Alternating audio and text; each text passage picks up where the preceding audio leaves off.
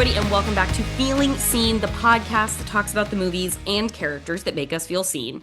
And my co-host today, I've really got to read from a list. My co-host today is a living legend, a human special effect, an icon of the screen of comedy and action, an action superstar of an order rarely honestly achieved in modern action cinema. You might know him from such titles as the Undisputed franchise, the Accident Man films, John Wick 4, the One Shot films, the upcoming movie Warpath, directed by my buddy Liam O'Donnell. Gotta shout him out. Perhaps the movies Diablo from last year, Prisoner of War, The Rip from this year, his new movie Reckless, co-starring Vinnie Jones. I could go on and on. Also, the host of the Art of Action podcast, which he blessedly started in sort of the pandemic era to get us all more in touch with the art of action creation and execution. Scott Adkins, what else do the people need to know about you before we get started here today? Probably the greatest introduction I've ever had. Maybe we could just, I pride maybe we should myself just on an finish introduction. now. I pride It's myself all on an downhill intro. from now on, surely. I did text Liam this morning and tell him that I was expanding the O'Donnell cinematic universe on the podcast by having you on today, and he gave me a very big congratulations for being able to host you on the pod. Oh, that's great. Liam's great. Now I'm going to start off your podcast awfully. After that great introduction, I'm just going to quickly run and turn off the washing machine, which is beeping. 1 second. So we can add to the introduction a man of the home, a man of homemaking, a family man, in addition to an accident man. That's how I trained to become an action star.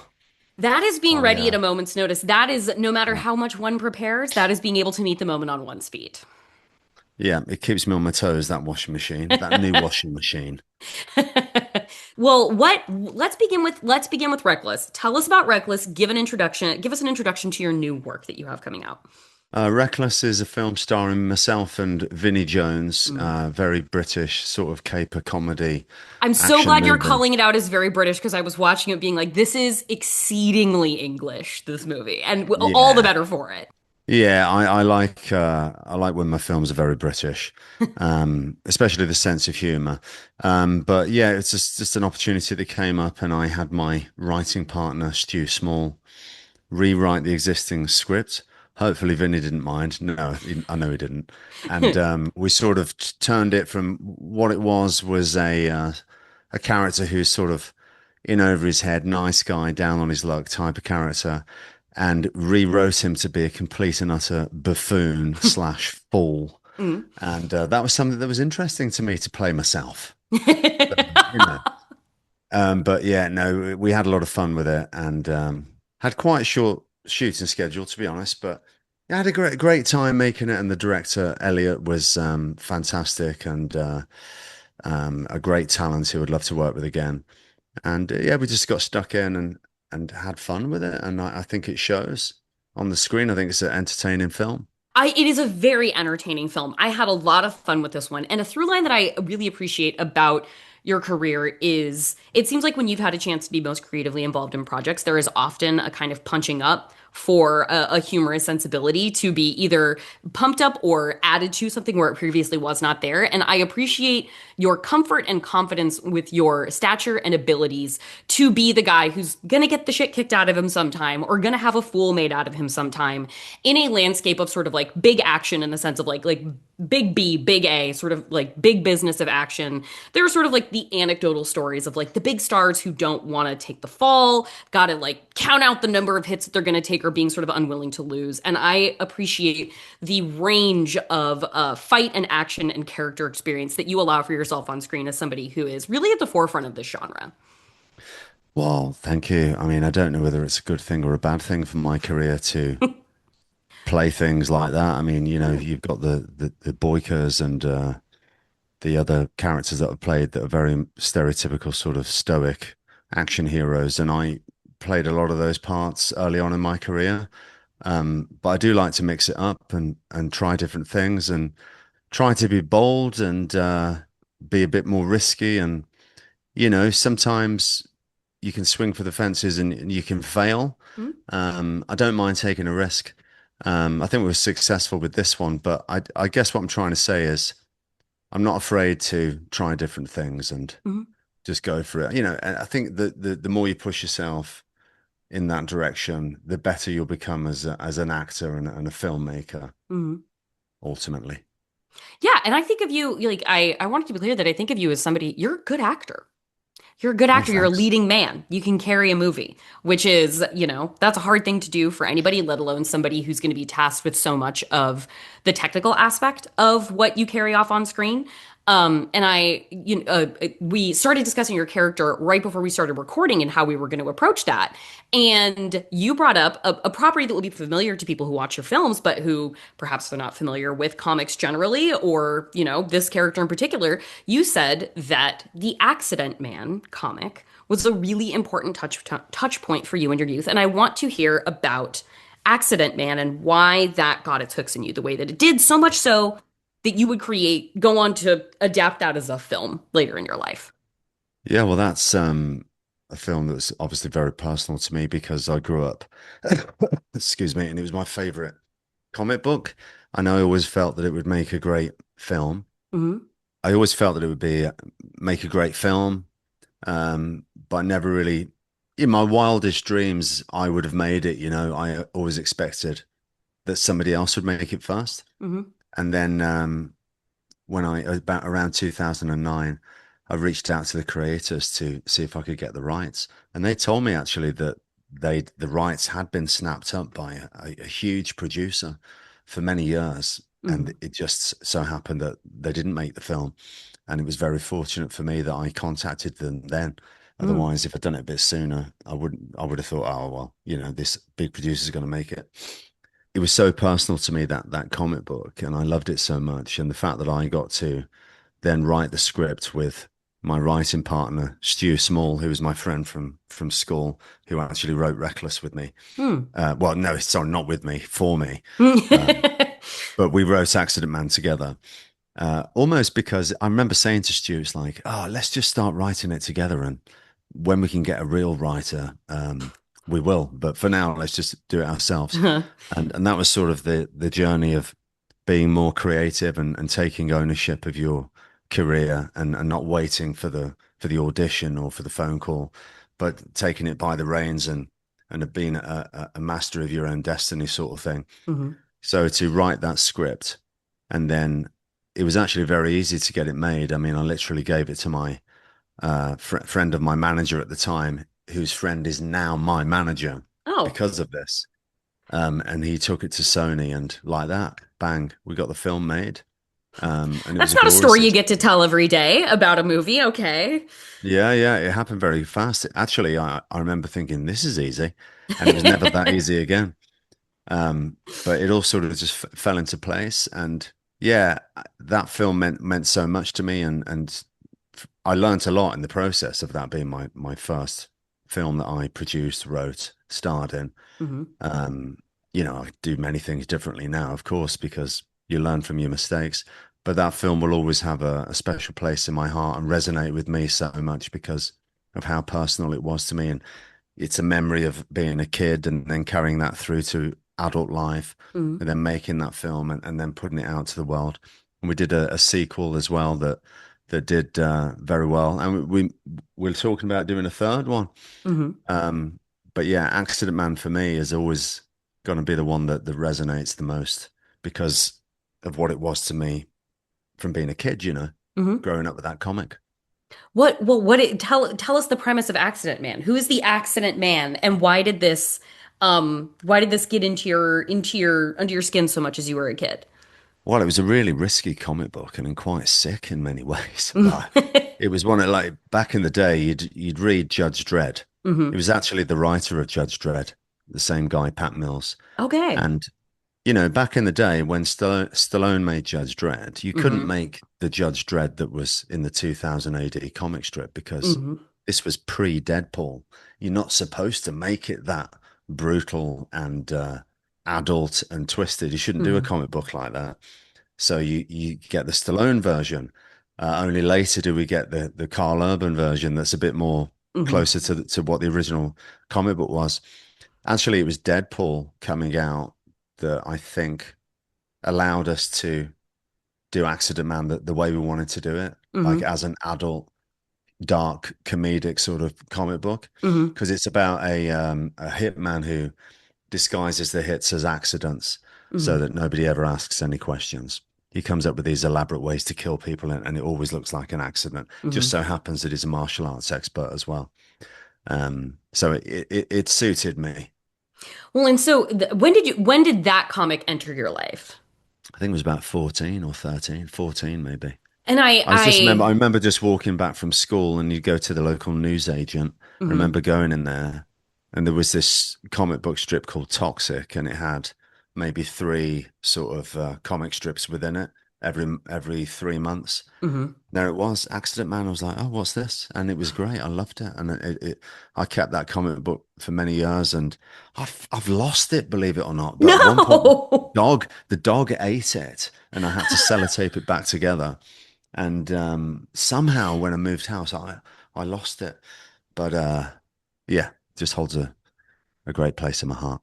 Well, from what I've read about sort of your upbringing, it seems like your early teens is about the time when you started getting into martial arts as well. I was reading about you like watching Enter the Dragon and watching like Jackie Chan or watching Bruce Lee movies at the very least from a young age. So it like is that movie coming into your life at a time when you start actually like training and sort of like wanting to build your own like home dojo in the garage? What, Enter the Dragon? Enter the Dragon. Well, yeah, like that Yeah, and well, Accident Man. Enter the Dragon was always like on late at night on TV, and I grew up knowing who Bruce Lee was and that he'd already passed away, and it was Mhm. this legendary martial arts guy, and he's so like scary and Enter the Dragon almost. You're watching him as a kid, and he's almost scary. Um, but I remember watching a film, No Retreat, No Surrender, which We was when we 1980. had Marco Zaror on the show, that was the Yeah. movie that he picked to talk about. Oh, really? Yes, he was he's Hang on, are we so meant to talk about our own movies or other movies? I'm confused. well the premise is one is other movies. We generally don't have I've got people it talk wrong. about movies that they've been in, but we had to improvise in this situation. Well, I'm So just so obsessed with myself that I had to choose one that I star in. the No, I'm sorry. Adkins I thought it had Unlimited to be one that podcast I wasn't enough made. for you. It wasn't enough for you. You had to talk, you Oh, have to okay. do it more. Okay. Anyway, we've gone with it now. I'm not that Exactly. self-obsessed, ladies and gentlemen. But No Retreat, No Surrender.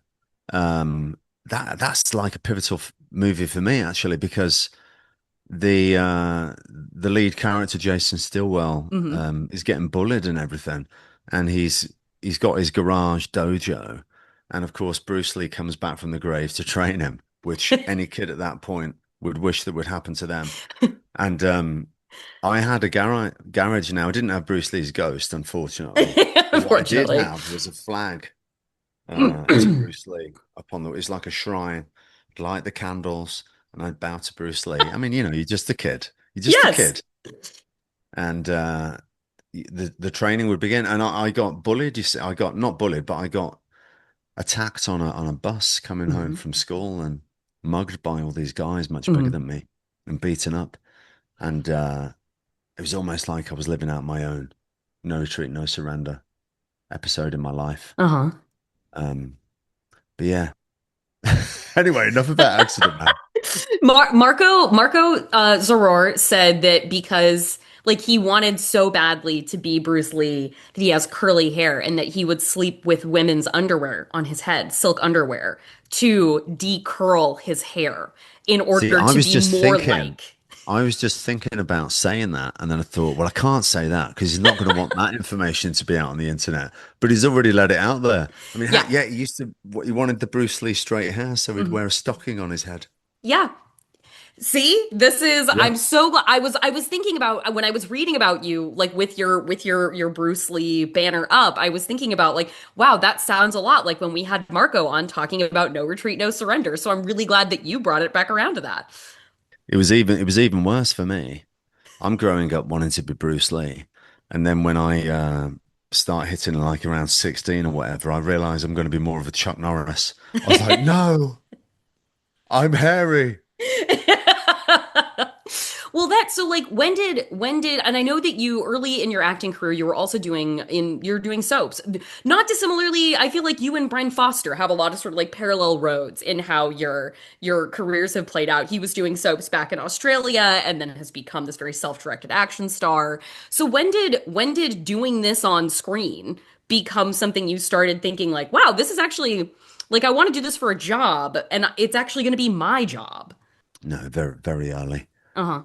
I knew at a very young age. I mean, my mother tells me that I used to say that I wanted to be a stuntman. Hmm. I don't remember that, but that's what she tells me. Um, and I can believe it. I almost was a stuntman, you know. I had to make a decision. Do I go for the acting or do I stick with the stunts? Hmm. I think I made the right decision. I knew it already, but when Hmm. I watched the movie Bloodsport, Hmm. that was the day that I saw it crystal clear that that's what I wanted to do. I guess I was 13, 12, 13. Hmm. Yeah. Well, and I've I've read never you. really wanted to Oh. do anything else, and it has been a single-minded sickness. I remember Brandon Lee saying that it's some sort of single-minded sickness, Hmm. and that was how it felt for me.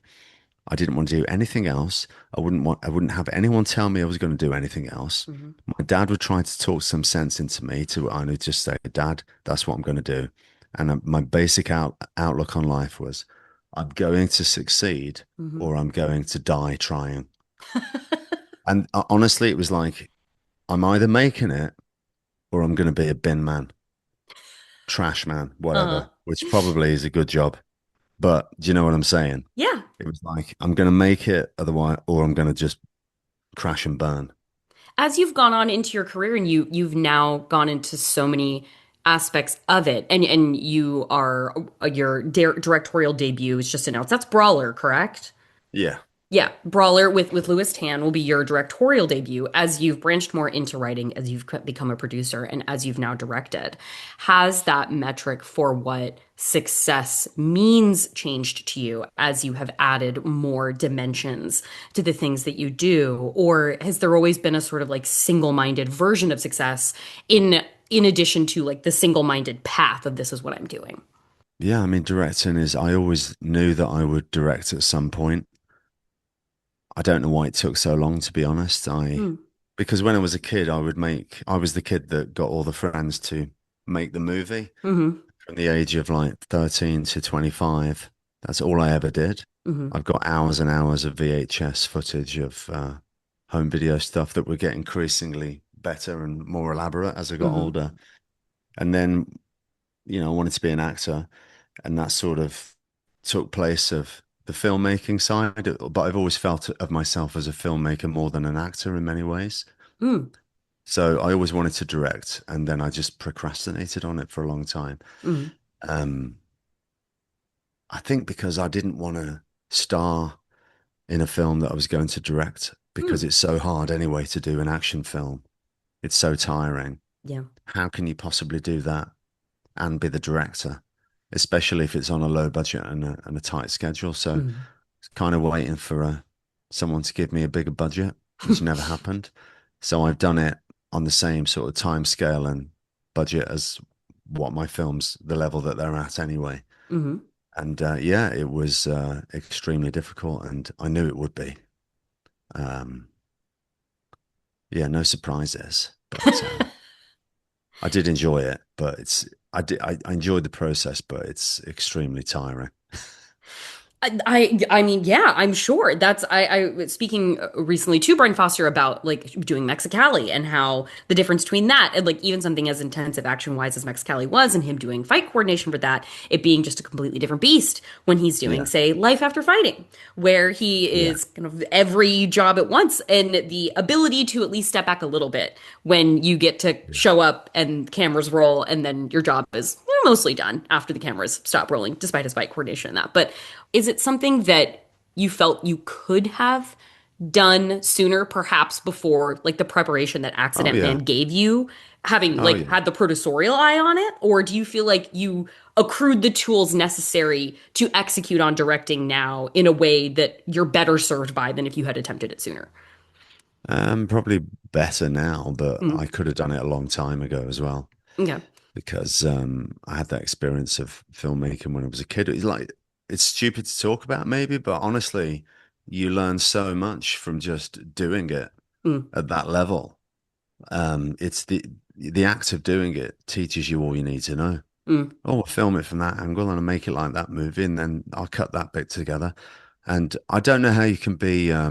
I've directed and edited many of my action sequences. right. I mean, I work with a lot of great action coordinators, fight directors, and if I have a choice, I'll get somebody like Tim Mann or Lionel Stavello or whoever to choreograph it and shoot the action. But I have been in positions where I've had to do it myself, like on Hmm. Avengement or Debt Collector, and so I knew I could direct action. And I think once you can direct action, you can basically direct anything because that's the most technical side of filmmaking in Hmm. terms of you're editing it as you're doing it. You're making those choices as you're on the floor actually doing it. So once you can do that, it seems to me that there's three other facets to directing. There's working with the actors to Hmm. get a good performance. And because I am an actor, I already know what to say to the actors because I am one. Hmm. And then, of course, the other facet is being able to either write a script or have an eye to find the right story and to be a storyteller. Hmm. So that one is the question mark at the moment. Am Yeah. I a good storyteller? I don't know because I can't see the woods through the trees yet. Can Hmm. I direct action? Yes. Can I direct? Yes. Can I act? Yes. Can I talk to actors? Yes. Am I an actor's director? Yes, because I'm an actor. Hmm. Can I tell a story? Okay, that remains to be seen. But that okay, so that that's an interesting to have come up because I've been doing a series of pieces for a publication that I run called like Three Fights, where I speak to people about their three favorite fights of all time. Not necessarily the ones they think are the best fights of all time, but the ones that are their favorites. And I spoke to Mike Scott for one of those, and he of course included a fight scene from Boyka in that list, and I had him wax poetically at length just about your career specifically. But the through line in any of the ones I've done with Mike, with James DeMonico, with Liam O'Donnell, a couple other folks, the through line of the bedrock of all of them has been what is the storytelling within the fights. And as Mike, I thought really effectively explained it, like without good story, without good emotionality, it's just a tech demo. And he's like, and I can tell you tech demos that I love, but those aren't my favorite fights. So I think if you feel adept at the storytelling of directing good action, that feels like it is a one-to-one lend itself to the wider storytelling. Or have you found that that's not necessarily exactly true once you were in the director's chair? Was it a different kind of processing storytelling than what you're used to doing through your action? I'm not necessarily sure that that is true. Hmm. Um, if I'm honest, No, maybe great. I'm I would wrong. love to hear your experience. Yeah, I mean, like it's okay that a fight can be a fight, I think, as long as the motivation of the characters is truthful. Mm, So, I mean, I suppose that's what it is. The telling of the story through the fight is just mm, being clear about your character's motivations. It doesn't make sense for him to do that just because it's a cool action bit, mm, because you're deviating from what the character's going after. What's mm. the truth of what he's going for now? If you deviate from that, it's not going to make sense. So as Right. long as you're clear with that, you can still have like eye candy in a fight scene just because, as Hmm. long as it doesn't deviate from the motivations of the character is Hmm. what I think. Hmm.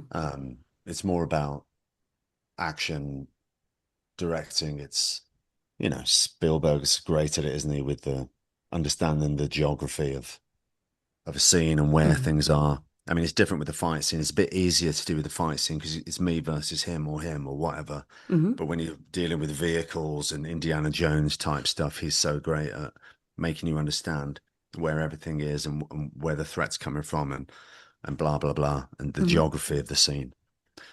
Um, but just storytelling in general is the most important thing, obviously, Hmm. and it's so difficult to find something that hasn't been done so many times before, which I definitely can't be accused of.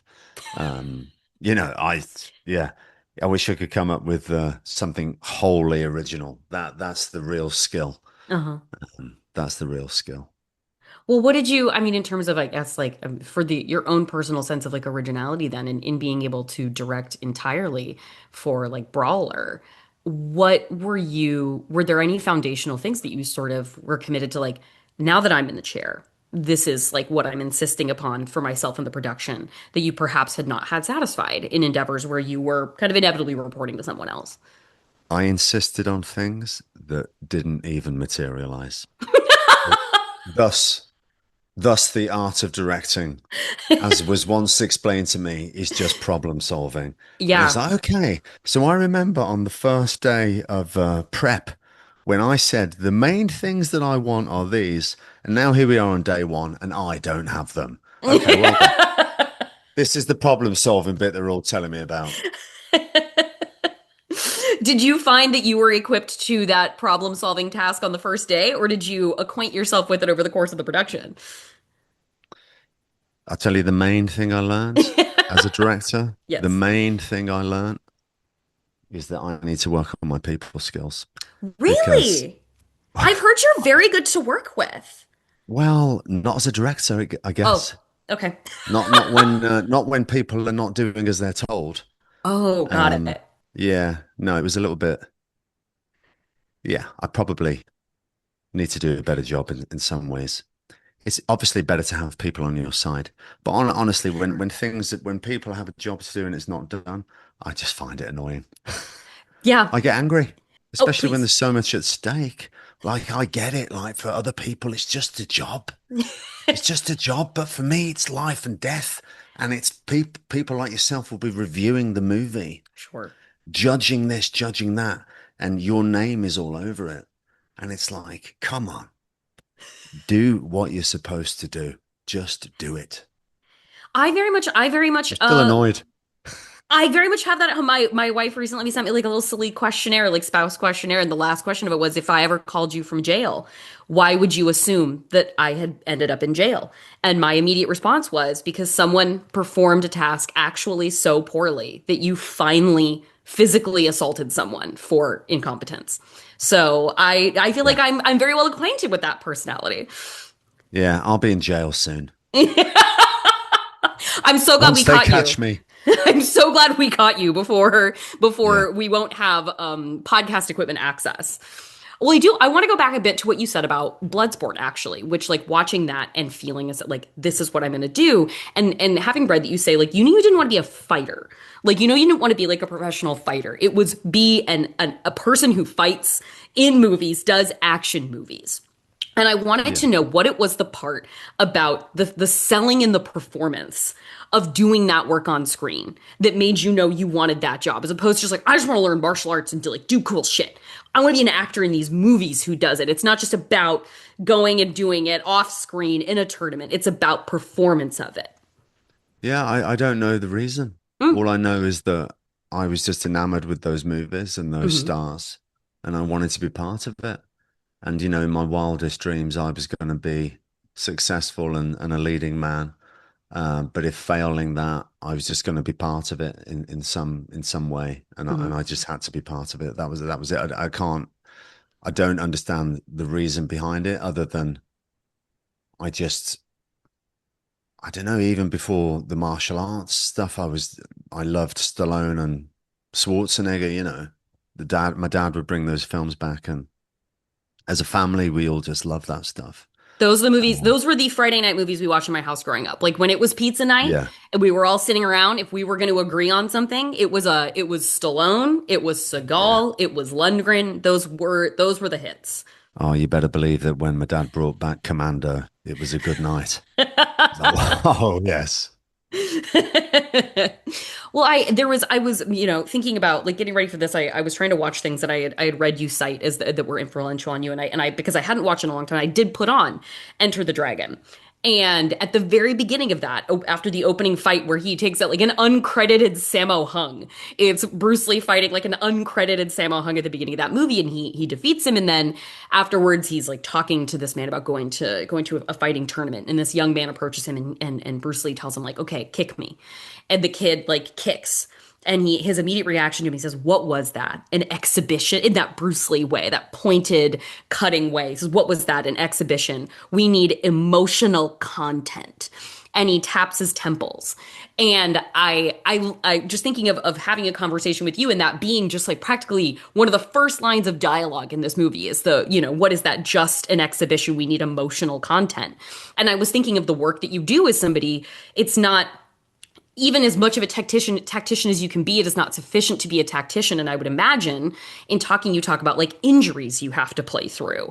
And if you get hurt on set and it's day one, well, then it just means going on and not being at your top level for the rest of production, but having to deliver anyway. And that performance being the emotional content side of things. And I wanted to hear about just sort of that aspect of being as good as you are physically and being as capable and high level execution. I wanted to hear about the emotional content part of the stuff that you bring to screen. I don't know what he means. What do you think he means? Emotional content? I It's mean, it's I love that line coming so much from Bruce because I feel like the thing about like you watch like even just in that very beginning fight in Enter the Dragon, the tiny little way that the little swishes and the extra moves, the sounds that he makes. Like I remember I thought of watching like Wesley Snipes fights and the way that Wesley Snipes fights in his like 90s action movies, there's always like a little extra snap or a pop or a sort of shoulder wiggle to the things that he does. And I feel like I'm watching a guy who watched Bruce Lee growing up and knew well that that to add pizzazz, to add like flair to what he's pizzazz, doing, yeah, pizzazz. to be a movie star, there's the emotional content because otherwise like the tech demo thing like Mike Scott talked about. And I feel like like obviously through Boyka, like that's such like an emotionally like infused performance of this almost like hyperbolic villain turned protagonist character. And I feel like that's one of the things but like you are an actor and like you are an action actor. I feel like you're one of the few people who can do the balance that you do pull off of the amount of physicality that you bring and lacking the need of a double all the time, and the fact that you can carry a movie as the story guy. Well, thinking about that scene, emotional content. It's funny because he goes, try again, and then he does it a couple of more times. And that kid, Stephen Dungway, who was the first director I ever worked with, by the way, What? he does the third kick, and it makes makes a different sound, doesn't it? And he goes, Exactly. "That's it. Now tell me, how does it feel?" But I still don't fully understand exactly what he's talking about. But there was an interview he did with that Pierre Morgan guy, and Bruce Lee says that if you honestly express yourself, like honestly express yourself, Hmm. it is a beautiful thing, but it's actually not easy to do. So I think he might be just talking about honestly expressing himself, Hmm. or just doing the technique in the perfect way without anger, but just the precision, the perfect version of that technique, I think is what he's talking about. Hmm. Um, but I've segued and don't know what I'm talking about. Let's Listen, stop it. I can't profess to know what he means when he points at he says it's like pointing at the moon.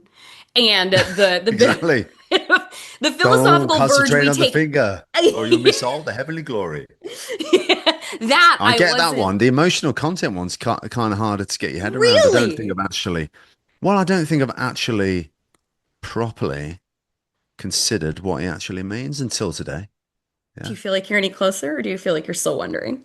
Have we cracked it, or? I think I got a bit closer. But then, okay, can you explain the part about the heavenly glory and the moon?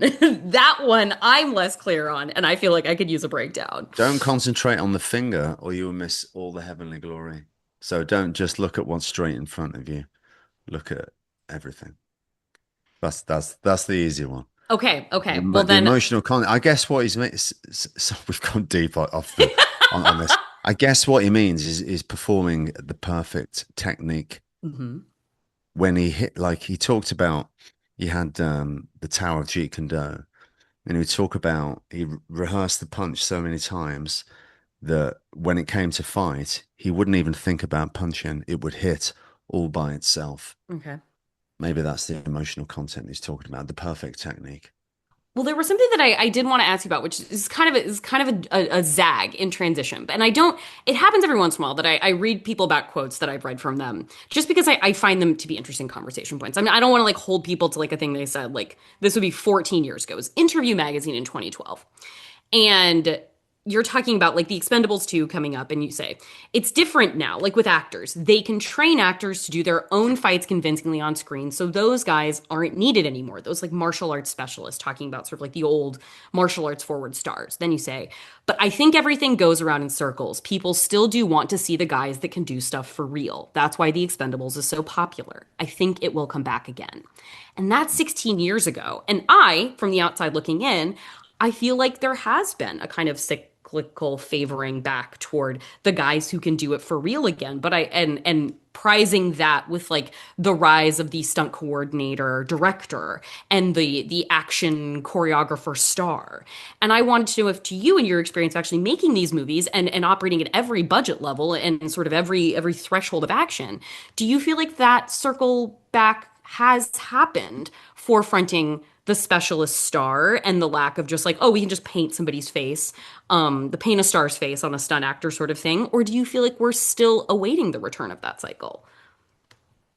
I don't know if it'll come back the way it used to be. I mean, Sure. because special effects and like all this AI stuff now, like it doesn't feel like, you're never going to get the Hong Kong movies of the 80s, 90s again, Mhm. where they were literally killing themselves. And of course, we shouldn't wish for that, Sure. but it did result in some amazing cinema. But Yeah. you would never put your body at such risk anymore as willingly or as often as that because Hmm. there's easier ways to do it with CGI and everything and the wires, especially now with the AI. Hmm. I mean, I don't know the way it's going to go. I don't sense that we're going to get more real stunts and all the rest of it.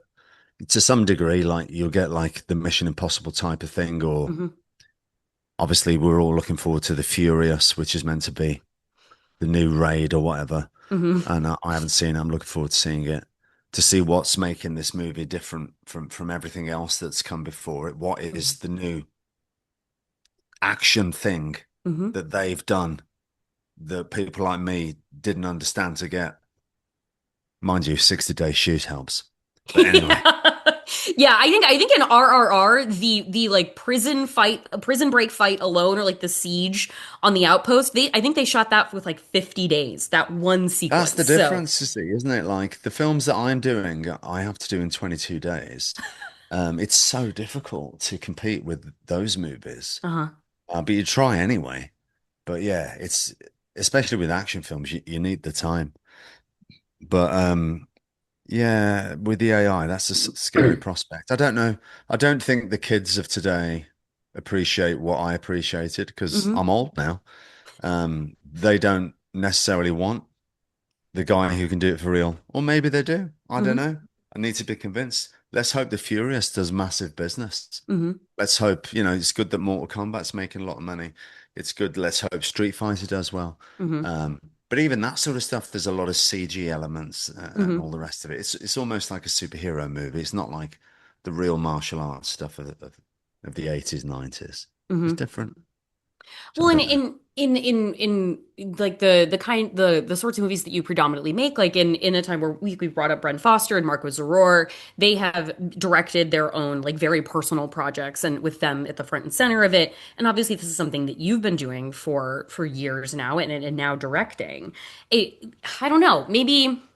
And like you have the Marshall Club guys, who one of which is in the Furious and doing the work on Everything Everywhere All at Once. I don't know, maybe it has to be a factor of like a younger set coming up and demonstrating the vitality and demand for like specialist stars at the front of these things again. But like Daniel Bernhardt starring in Death Stalker as well. Yeah. I feel like I see these entries coming from these specialist turned director filmmaker stars and being at the front of things. And I don't know, I guess my hope is just that that is a bellwether of the fact that these things, there is still a hunger for them, but you're the one on the inside. So like I can't say if there's something happening if you're not seeing it. Yeah, look, yeah, there'll always be room for it, but I guess it could become more niche. Mm.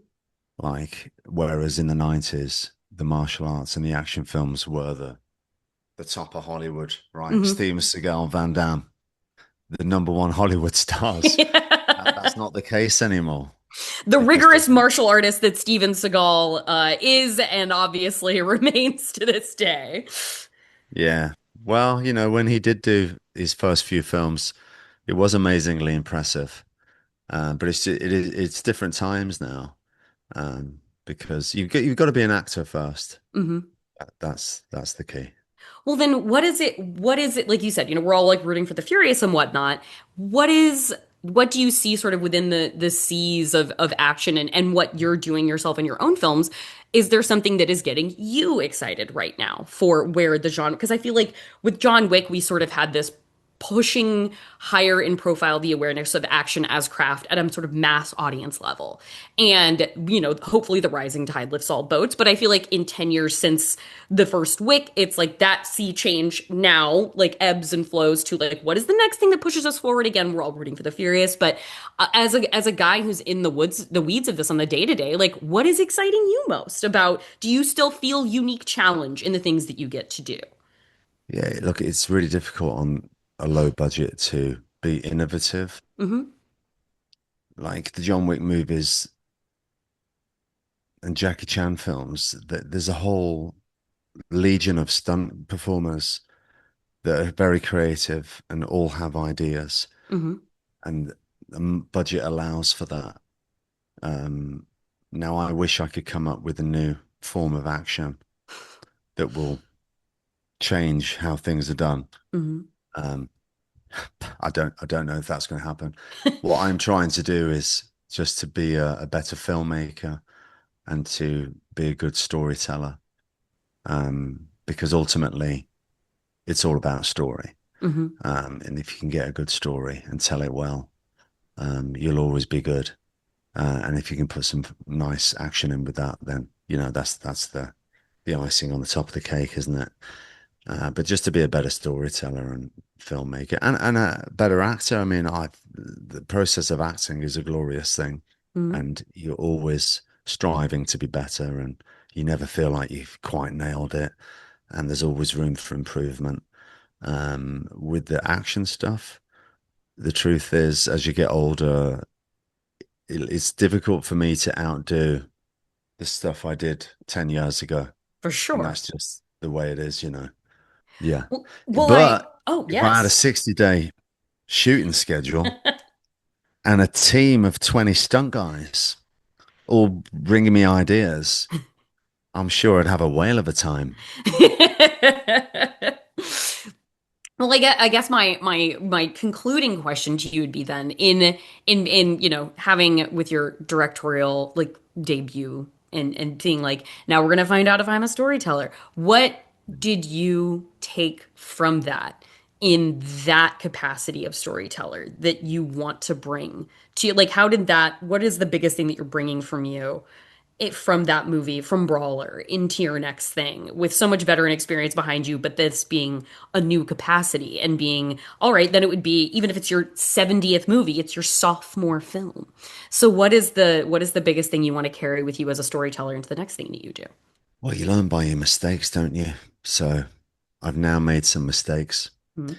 and I've learnt my lesson and I would like to give it another crack. But you don't really learn until you make those mistakes, right? You got to fail a little bit. Now, Mm. I'm not saying that the movie's a failure. I don't know yet. Honestly, I haven't seen the assembly. Mm. I don't know.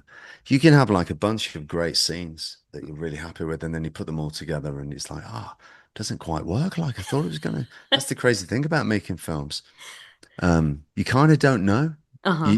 you, that's the weird thing about being a film critic. It's so easy to watch the movie and criticize it, Mm. but the art of filmmaking is knowing what's going to work ahead of time, writing it, shooting it, and then editing it, and then being like, yep, I knew I was right. Hmm. But what always happens is you put the film together and you go, oh, why didn't I think of that? And then it's so obvious. That's why it's so unfair to be a film critic. But I've learned a lot from doing it. Um, and I would love to direct again and not star in it, to be honest, because it's Okay. so difficult to control everyone's performance Uh-huh. when you're in the scene because you can't properly watch what the other actors are doing because you're trying to be a good actor yourself, you know? Uh-huh. And there's a scene like where I'm being tortured. I can't, and I don't have the time to go back and watch the replay of everyone's performance. Right. So you're guessing. So I'd love to just direct. That would Mhm. be something that I'd love to do. Yeah. Well, that will be, I think that the speaking into existence, the manifesting of you solely directing your next feature is where I feel like we can leave it. And I will just say Well, thank hopefully you. I can get a name actor to see this film and think it's okay Uh-huh. to sign on, and so that we can get the financing for me to just direct. Well, I know that I and so many in your action community out there are rooting for the very same thing. And I just want to thank you so much for taking the time to talk to me today. I really appreciate it, Scott. And I assume that, you will be pulled away to lands afar across the globe. I feel like your career takes you a lot of different places. So thank you for taking the time for talking to us today.